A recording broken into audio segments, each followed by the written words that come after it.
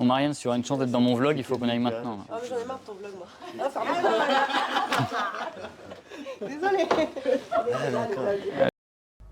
En fait, j'ai pas le réflexe. J'ai pas le réflexe de tout filmer tout le temps. Bon, voilà, du coup vous avez pas tout. Moi je m'emballe, je suis en contre-plongée. En plongée. Du coup, on est le 1er octobre 2025. Et aujourd'hui, à l'Assemblée nationale, on va voter pour le bureau de l'Assemblée nationale. Je vais vous faire un petit topo après sur le tableau, mais là, le tableau il est trop en bazar parce que Ouns qui bossait là avant fait n'importe quoi avec. Il n'y a rien de problématique a priori. Hein. C'était pour son départ. D'ailleurs, en fait, je vais pouvoir vous montrer, je pense, les dessins. Donc là, on a l'hôpital, parce qu'on bossait beaucoup sur l'hôpital. Les Dash, parce que je travaillais sur la question des pompiers. Et que Ouns, en fait, elle s'occupait de tout le fond, c'est-à-dire que c'est elle qui faisait beaucoup de recherches. Donc là, tu vois, une manif pour la santé. Je pense que ça, c'est Ouns, avec en tête la ligne Polt, parce que, bah voilà, c'est notre ligne de train préférée, même si je pense qu'elle nous le rend pas très bien. L'Assemblée, la FM, parce que Ouns s'occupait aussi des questions financières, c'est-à-dire du budget du cabinet. François Bayrou, qui est parti juste après Ouns. Peut-être que il n'a pas supporté le départ d'Ouns. Bref. Donc on a cette élection-là aujourd'hui. Ensuite, dans les gros points de la journée, j'ai une réunion avec les autres députés qui sont chefs de file sur le PLFSS. PLFSS, c'est projet de loi de financement de la sécurité sociale, qui a bientôt 80 ans, et là pour 2026. En gros, c'est définir les objectifs de dépenses pour la sécurité sociale, c'est-à-dire combien de dépenses et de recettes, combien on veut récupérer en cotisation sociale pour financer l'hôpital, où est-ce qu'on veut mettre l'argent par exemple pour l'hôpital, les retraites, le chômage, l'autonomie on aimerait bien, bref la santé, quelle stratégie on a pour nos médicaments, etc. Tout ce qui touche à la sécurité sociale, ce qui a un plus gros budget que le budget de l'État lui-même. En fait en France il y a deux budgets, hein. État, sécurité sociale, je vous mettrai en lien quelque part la vidéo qu'on a déjà fait sur ce sujet. Et donc on a une réunion aujourd'hui pour savoir quels amendements on veut mettre dans l'étude du texte, quelles sont les fuites qu'on a sur ce texte, c'est-à-dire que aujourd'hui le texte n'est pas sorti, donc qu'est-ce qu'on a comme info par-ci, par-là qui pourrait nous indiquer un peu ce que le gouvernement veut faire. Et après, donc ça c'est le gros de la journée avec l'élection. Ce qu'on va faire, c'est que je pense que je vais vous montrer un petit peu l'élection en elle-même. Alors Romane, elle ne pourra pas être là dans ce qu'on appelle le périmètre sacré, donc c'est juste devant l'hémicycle. Elle ne pourra pas être là parce que c'est réservé qu'aux députés pendant l'élection du bureau. Et voilà. Allez, je vous montre ça vite fait. Un c'est chacun. Bon, désolé Ouns. Voilà. Tu pourras mettre en accéléré. Hop. En gros, l'Assemblée nationale, elle est dirigée par une présidente. Il y a 6 vice-présidents. 1, 2, 3, 4, 6, hop, 12 secrétaires. Bon, à chaque fois qu'il y a une nouvelle législature, donc il y a de nouveaux députés, on doit réélire le bureau de l'Assemblée. Tu vois avec le reflet ou pas? Ce bureau-là, il va décider, en discutant ensemble, de l'ordre du jour de l'Assemblée nationale, par exemple, mais surtout, en fait, ce qui est beaucoup revenu, c'est qu'il décide des sanctions de l'Assemblée. C'est-à-dire que, par exemple, il n'y a jamais eu autant de sanctions pour les députés quand, tu voyez Sébastien Delobu qui montre un drapeau de la Palestine, il est sanctionné à l'exclusion, alors que, bon, en Italie, qui est un pays dirigé par les fachos, là, ils ont fait pareil, il n'y a pas eu de sanctions, mais bon, du coup, il n'y a jamais autant de sanctions, donc bref, il y a un enjeu stratégique à avoir le bureau de l'Assemblée. Et en fait, cette élection-là, c'est vraiment la cour des magouilles. En gros, en 2022, la République en marche, les macronistes, ils sont pas tout à fait majoritaires. Ils ont beaucoup de députés, mais ils sont pas majoritaires. Ils en ont, je crois, 250, un truc comme ça, quelque chose comme ça. J'ai tout noté à côté. 250. Et le RN, à l'époque, ils ont 89 députés. Ok ? Donc le RN qui a 89 députés va finir avec 2 vice-présidences.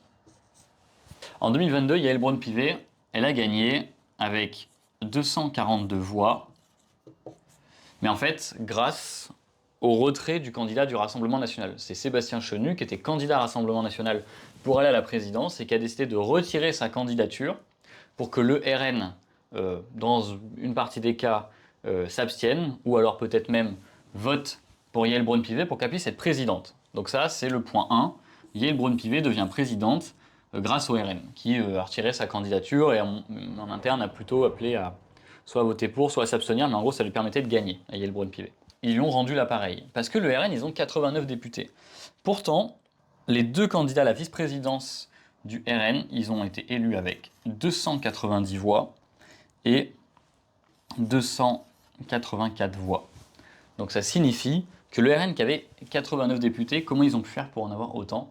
Ça signifie que les macronistes déjà à l'époque, ils avaient voté pour les candidats du Rassemblement national pour avoir la vice-présidence. Donc déjà à l'époque, le Front républicain, il avait pris un sale coup. 2024, au poste de président, se représente Yael Braun-Pivet. On a une situation particulière en 2024.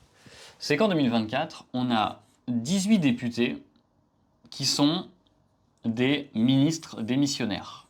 Ça veut dire que par exemple, vous avez Gérald Darmanin, qui est ministre de l'Intérieur démissionnaire, parce que comme il y a eu la dissolution, que les macronistes ont perdu les élections, ils sont toujours au gouvernement pour gérer les affaires courantes, mais ils sont à la fois ministres, en même temps ils ont été aussi réélus députés lors des élections législatives. Donc normalement ils doivent choisir, soit ils sont députés, soit ils sont ministres. Mais en fait ils étaient ministres, ils étaient ministres démissionnaires, donc ils géraient leurs petites affaires, mais le jour du vote, ce qui est totalement interdit, même Bruno Retailleau lui-même disait qu'il fallait choisir entre ministre ou député, on ne pouvait pas faire les deux, et il y a 18 ministres qui ont décidé de faire les deux. Et Yael Braun-Pivet, elle a gagné son élection, donc le candidat du NFP, qui était André Chassaigne, il avait fait, c'est 207 voix. Et Yael Braun-Pivet, elle a gagné avec 220 voix. Donc vous comprenez bien que si la règle avait été respectée et que les 18 ministres n'avaient pas pu voter, Yael Braun-Pivet, elle aurait perdu parce que vous enlevez donc 220, à 18, vous avez compris, 202 voix. Donc elle perdait face au nouveau Front populaire. Donc ça, c'était déjà la première magouille. Et la deuxième magouille, qui a été assez impressionnante pour le coup, c'est que en 2024, il y a eu une espèce de, à un moment donné, de bazar sur les vice-présidences, je crois, sur la vice-présidence, où en fait le RN, ils ont déposé un bulletin avec 6 candidatures en mettant en gros, 2 RN, 2 NFP et 2 macronistes, je crois, de mémoire. En gros, les macronistes se retrouvent pris de court parce qu'ils ne comprennent pas le calcul du RN, et pour la première fois de l'histoire, on a eu 10 enveloppes en trop dans l'urne. Ça veut dire qu'il y a des députés qui ont bourré les urnes. C'est-à-dire que des députés qui ont mis des enveloppes en plus, voyant qu'en fait il y avait quelque chose qui s'était passé qu'ils n'avaient pas calculé. Les députés, les seuls qui avaient intérêt à faire ça, c'était les députés macronistes. Et d'ailleurs même les huissiers qui sont des salariés de l'Assemblée, des fonctionnaires, disaient mais d'habitude, normalement vous savez quand il y a les bulletins, à la fin tu recomptes les enveloppes pour savoir, avant de dépouiller, tu recomptes les enveloppes. Ils disent mais on l'a jamais fait parce que chacun disait depuis qu'on est à l'Assemblée, ça n'est jamais arrivé qu'il y ait un bourrage d'urne, et il y en avait eu un l'an dernier. Et là, cette année, l'embrouille, j'arrive, je suis là dans 2 minutes. Bref, et Yael Braun-Pivet, elle a décidé en 2025, alors c'est pas obligatoire, qu'il y ait un nouveau vote sur le bureau, sur tout ça. Pourquoi? Pour donner 2 postes au RN, parce qu'en fait ils espèrent qu'en donnant 2 postes au RN, le RN ne censurera pas le gouvernement, et qu'en gros ils vont rester à leur place. Voilà pourquoi. Et juste là pour information, bien sûr, tout le bureau est réélu, sauf Yael Braun-Pivet, la présidente qui est élue pour 5 ans, qui elle, sauf dissolution, elle est tranquille, mais elle veut faire un cadeau au RN en espérant que le RN le rende bien en face. Pour que le RN ait des vice-présidences, il faut que les macronistes votent pour eux. Donc on va voir si les macronistes font à nouveau la passe décisive au RN, comme en 2022. Avec le cartable, c'est la rentrée.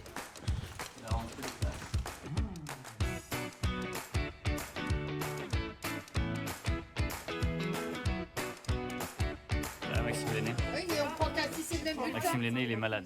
Mais si, il y a le nom d'Adèle. Non, c'est eux, ils ont mis celui de Clémence, mais nous, on prend le nôtre. Ah, C'est pas parce Bah non, que elle est pas eux, malade. enfin vraiment gaffe. bah oui, mais les infos sont pas claires du coup là. Si, bah c'est juste parce que...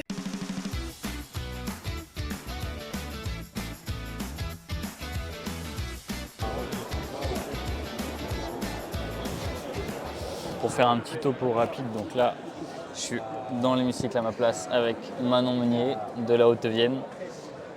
En gros, la présidente de l'Assemblée, là, elle va annoncer qu'elle va... Non, elle va définir des scrutateurs. Donc ça veut dire que c'est ceux qui vont devoir, je crois, dépouiller et surveiller le vote. J'espère, et je pense que je ne suis pas le seul, tout le monde espère ne pas être tiré au sort pour être scrutateur.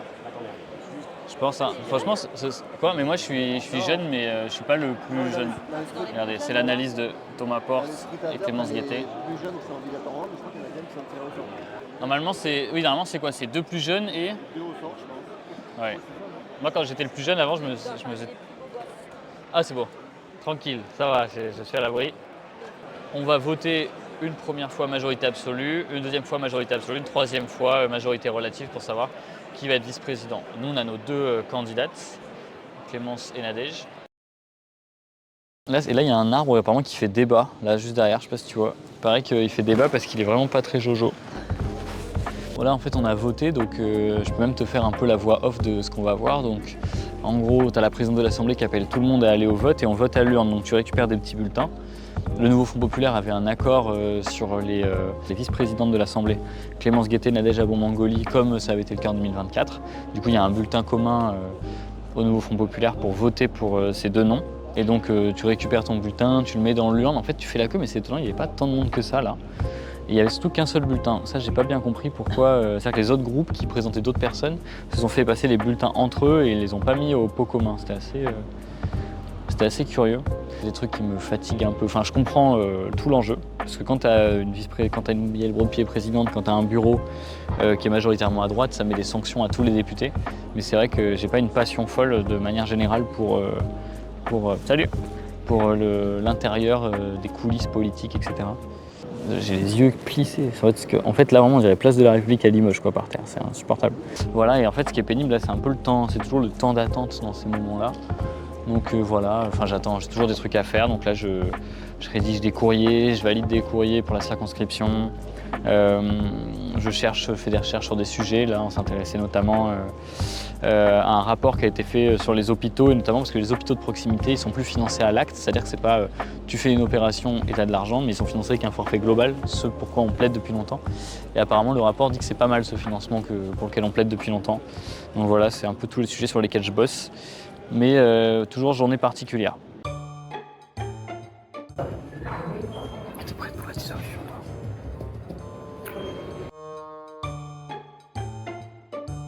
Madame Nadège Abon-Mangoli, Madame Clémence Guettet, Monsieur Christophe Blanchet, Madame Marie-Agnès Poussier-Winsbach, Monsieur Sébastien Chenu et Madame Hélène Laporte ayant obtenu la majorité absolue des suffrages exprimés, je les proclame dans cet ordre vice-président de l'Assemblée nationale. L'an dernier, je me souviens, ils nous avaient fait du chantage en disant, les médias, ils nous disaient mais vous avez quand même eu les voix du RN. Parce qu'en fait, le RN, ils avaient voté aussi pour nous, mais en fait, quand on enlevait les voix du RN, on avait gagné quand même, quoi. Je voulais me faire au tableau, mais Roman me dit qu'au tableau, c'est pas une bonne idée. Du coup, donc Sébastien Chenu d'un côté, 341 voix. Hélène Laporte de l'autre côté, 340 voix. Or, le RN et ses alliés, ils ont 138 députés. Alors, qu'est-ce qui a bien pu se passer? Et LR, ils ont combien de députés, Maxime? Il y a Michel Barnier qui était revenu, dis donc, aujourd'hui. On a vu Michel Barnier dans l'hémicycle. Ça fait bizarre, hein? Droite républicaine, 50. 50. Donc, si tu mets toute la droite large, ça fait 188 députés. Mais ils ont eu plus de 340 voix. Qui est-ce qui a bien pu voter pour eux? Bon, bah, c'est évidemment les macronistes qui ont voté pour eux. Ça veut dire que les macronistes, eux, ont décidé de voter pour des vice-présidents du Rassemblement national pour leur donner des places à l'Assemblée. Et en fait, je le dis, on verra ce que dira l'avenir, parce que la dernière fois, dans le dernier vlog, j'ai dit ouais, il va y avoir dissolution ce soir, il n'y a rien eu du tout. Par contre, j'avais dit qu'il n'y aurait pas de Premier ministre de gauche et j'avais raison. Là, je crois qu'ils pensent qu'en fait, le RN ne va pas censurer parce qu'ils leur ont offert 2 postes de vice-président. Mais si le RN pense qu'il peut avoir Matignon, je vois pas pourquoi ils s'arrêteraient à ça. Après, bon, ils peuvent peut-être vite se faire acheter. Mais à mon avis, ils foirent, quoi, en pensant ça. Et en fait, ce qu'ils font, c'est juste qu'ils crédibilisent, c'est ça? Ils donnent de la crédibilité au RN. C'est-à-dire qu'ils disent, bah, comment tu veux dire aux gens, non, faut pas voter pour eux, barrage républicain, mais en même temps, les macronistes, ils les mettent à des postes de responsabilité. À des postes à responsabilité. Donc en fait, ça a tous les faits. Si les macronistes pensent qu'en gros, le RN va va être gentil avec eux et ne vont pas censurer le gouvernement, en fait ils se plantent, au contraire, ils donnent de la crédibilité au RN. Et ils auront tout intérêt derrière eux à dissoudre. Enfin, à faire censure puis dissolution. Bon, du coup, on se voit demain, je pense. J'ai rien de plus intéressant ce soir, je pense, à vous raconter.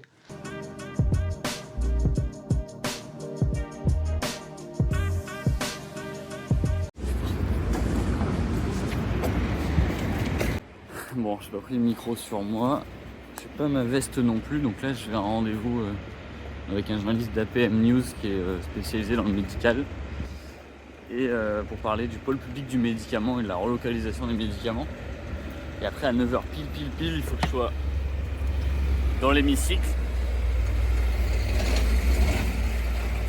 Parce qu'on vote sur les secrétaires.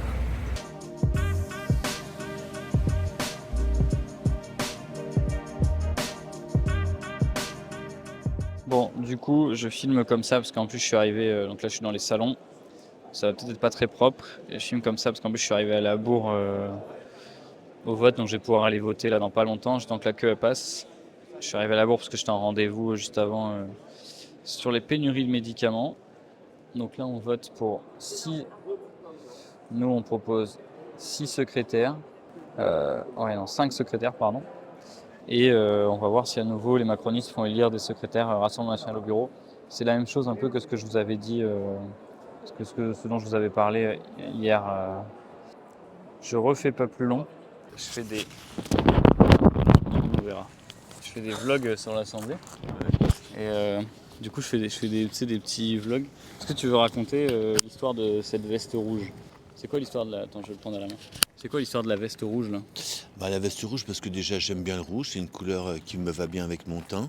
Et puis c'est l'idée aussi d'avoir... J'ai toujours bien aimé le rouge et le noir. Donc voilà, c'était l'idée aussi d'avoir... Tu connais tes peurs? Hein? Tu connais tes peurs, Jeanne Masse? Non. Pourquoi le rouge? Parce que j'adore le rouge. Et plus sérieusement, si je dois faire le portrait de toi là, toi avant d'être député, tu faisais quoi? Avant, j'ai travaillé au PTT, j'ai travaillé dans l'éducation nationale, j'ai une vie. Avant, j'étais avant tout militant. C'est quoi les PTT pour les gens comme moi qui te regardent? Poste, télégraphe, téléphone. Et puis après, c'est devenu la Poste, France Télécom. En fait, les PTT, c'est le bon exemple. Comment une administration publique est devenue une société anonyme. Et j'ai vécu ça de l'intérieur. Ça change quoi d'une société anonyme? C'est-à-dire que les gens qui disons que les gens, c'est-à-dire que c'est une entreprise quoi. Il n'y a plus de statut, on cherche des dividendes, on cherche de la productivité. Moi, rapidement, avant, quand j'étais au guichet, j'étais là au service du public, je renseignais les gens, je discutais avec les gens. Et après, on nous a demandé de vendre des produits. Voilà le changement. On vend, on rend plus service. Ok. Et c'est quoi que tu aimes le plus dans ton mandat là? Moi, ce que j'aime le plus, c'est rencontrer les gens, discuter avec les gens, sortir de ma bulle. C'est-à-dire, on peut être tous d'accord avec des copains, entre nous, tout ça. Et moi, ce que j'aime bien, c'est la confrontation, discuter avec des gens qui ne pensent pas du tout comme moi. Et puis, voilà, et on s'enrichit de ces discussions. Ok. Et qu'est-ce qui t'a rendu le plus fier dans ton mandat de député là? Qu'est-ce que t'as fait que t'a rendu le plus fier depuis que t'es élu, depuis 2022? Disons que c'est un peu porter la voix de ceux que je côtoyais avant, c'est-à-dire les gens du quotidien. Et quand les gens me voient, ils me disent tout simplement une petite tape sur l'épaule. Des gens que je connais pas. Pas trop forte. Comme ça, merci pour ce que vous faites. Bon, je vais aller voir Marianne. Ouais. À plus. Merci. Votre prénom? C'est anonyme. Ça va? Je sais que je fais des vlogs. Ouais. T'as vu ou pas le premier?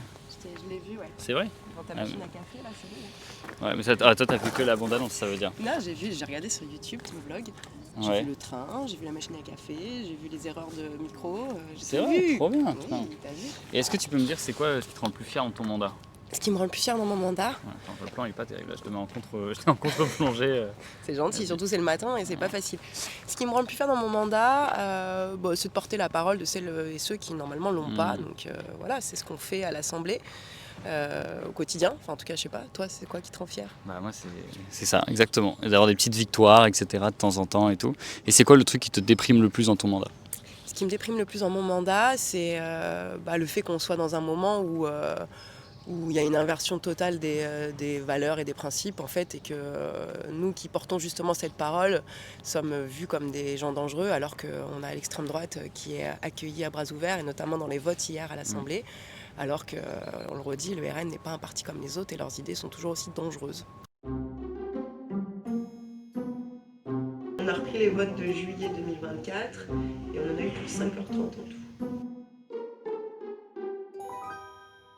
Attention, et là il y a Damien Maudet qui fait son petit vlog aussi. Il est là. Il est là.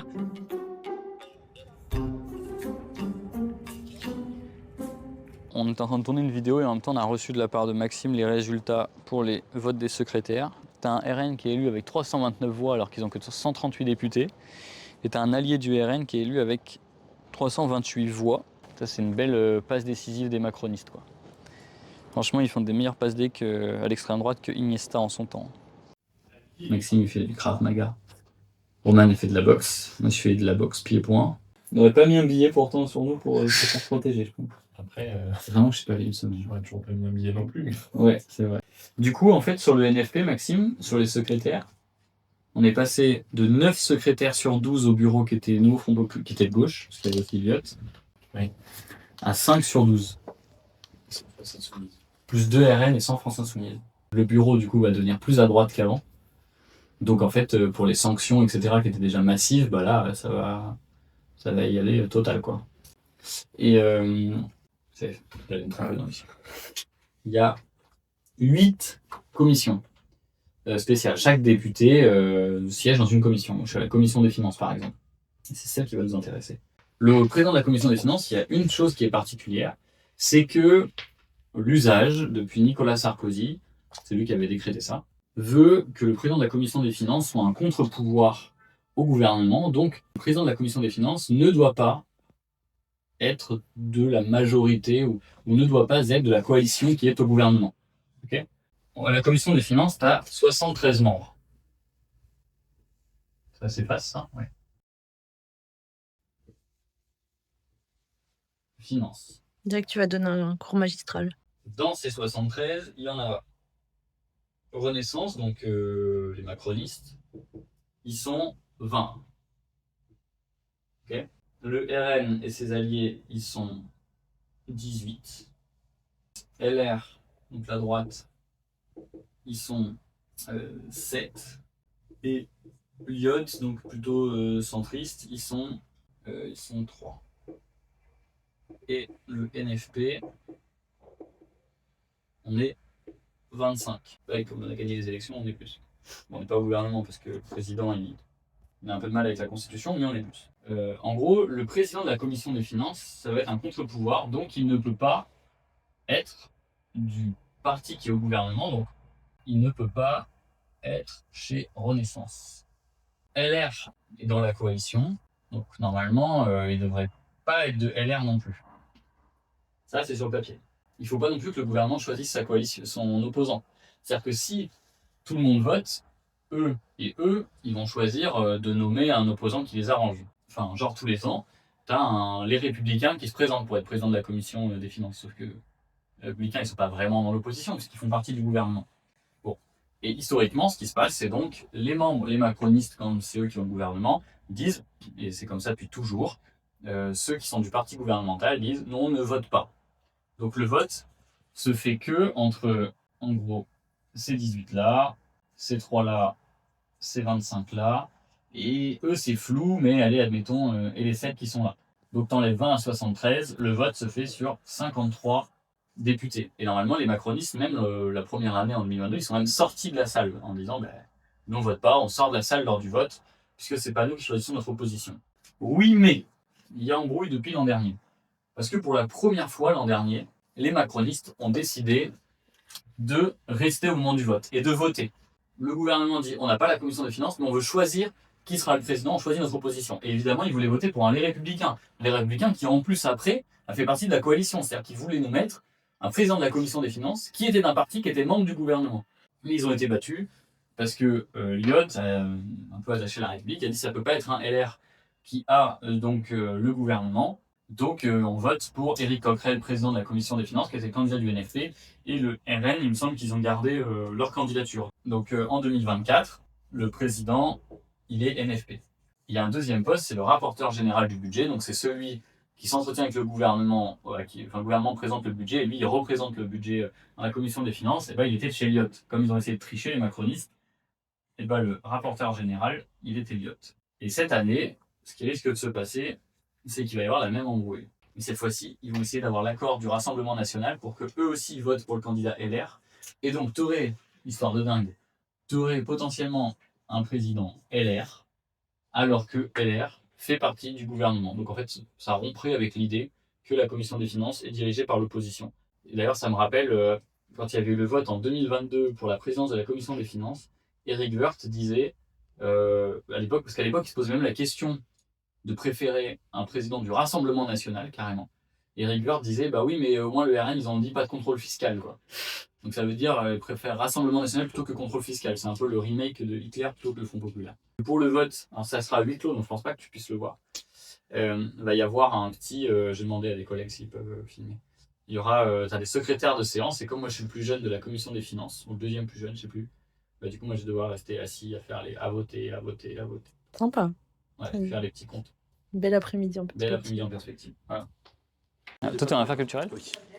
Tu fais quoi le week-end du 16-18 ? Il n'y a pas écrit ça, il y a écrit Christophe Paris. Vacances Christophe. Christophe présence à Paris, tu veux venir siéger ? Bon, Marianne, si tu auras une chance d'être dans mon vlog, il faut qu'on aille maintenant. Ah, mais j'en ai marre de ton vlog, moi. Ah, pardon. Désolée. C'est que j'ai déjà fait ce matin, je trouve que ça fait beaucoup quand même. C'est les deux mêmes protagonistes. Je connais deux personnes dans l'assemblée. En fait, personne n'aime, mais voilà. Bah, toi, je te considère comme ma pote. Christophe, il est trop âgé pour être. C'est mon potager, Christophe. Tu cultives, quoi.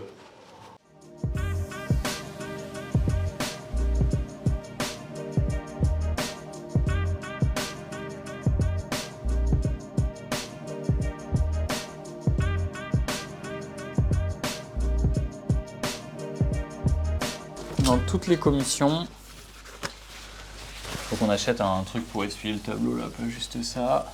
En fait, le RN, ils n'ont pas proposé de candidature à la présidence de la commission des finances et personne n'en a proposé. Donc en fait, Éric Coquerel, il est resté président. Donc on va mettre finance. Éric Coquerel, il est resté président. Par contre, il y a un deuxième poste à la commission des finances, j'en ai parlé un peu ce matin, c'est le rapporteur général. Et bah du coup, le rapporteur général, avant, c'était Charles-Amédée de Courson, qui avait été élu l'an dernier. Et bien là, maintenant, c'est Philippe Juvin, qui est membre des LR. Mais comme on l'a vu ce matin, les LR, ils n'ont pas assez de candidats, ils n'ont pas assez de députés pour gagner. Et il a été élu avec 44 voix. D'accord ? Et Charles de Courson, CDC, lui, il a été élu avec... il n'a pas été élu, il a eu 28 voix. C'est 25 Front Populaire plus les 3 de Lyotte, on a vu ce matin. Donc les 44 voix, ça veut dire que lui, les LR, en fait, l'accord, finalement, c'était un accord macroniste, donc Renaissance, LR et RN. Et en fait, ça s'est passé à d'autres endroits. Tu as eu le cas... en fait, on a Aurélie Trouvé aussi, qui était présidente de la commission des affaires économiques, donc c'est ce qui peut être lié à l'agriculture, le logement, etc. Il y a pas mal de sujets industriels. Et bien ce matin, donc là tout à l'heure, elle a perdu son poste de présidente et elle a perdu des rapports de force à peu près les mêmes dans chaque commission. Hein. Et elle a été défaite face à un macroniste, Stéphane Travers, qui est l'ancien ministre de l'Agriculture, qui a eu 43 voix. Or, il n'y a pas de groupe à 43 voix. Elle en a eu 29. C'est-à-dire qu'elle a les voix de Lyotte, sans doute, et de la gauche. Et 43 voix, ça veut dire que c'est le RN qui a fait accord avec les macronistes et avec les républicains pour faire élire un président macroniste. Voilà. Et en fait, a priori, c'est ce qui est en train de se passer partout. En commission des affaires sociales, a priori, c'est le cas. C'est le cas dans quasiment toutes les commissions, en fait. Moi, je vais aller prendre le train. Ouais. À une prochaine pour le budget, sans doute.